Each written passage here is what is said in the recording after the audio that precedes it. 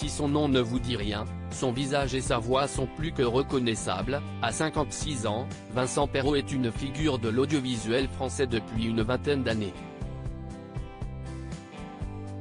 Animateur radio, notamment de la cultissime émission Stop ou encore sur RTL, ancien pensionnaire des grosses têtes, il a également fait un passage remarqué en 2020 dans l'émission Touche pas à mon poste. Une vie frénétique qu'il n'impose pas à sa bien-aimée Virginie, ni à ses 3 enfants, Jules, Manon et Luca, qui vient de fêter ses 5 ans, tous habitent en effet dans les environs de Cannes où il revient de temps en temps. Un choix et même un sacrifice qu'il ne regrette pas, comme il l'a confié à Jordan Deluxe en interview cette semaine.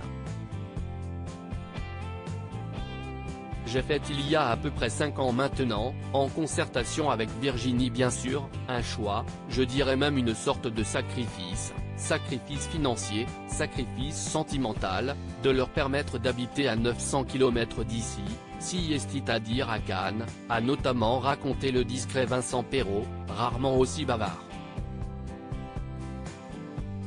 On est très discret moi, mon poumon, ma respiration, si est grâce. J'ai construit il y a très longtemps une maison là-bas, avec ma mère à l'époque. Et puis, cette maison était donc une maison secondaire.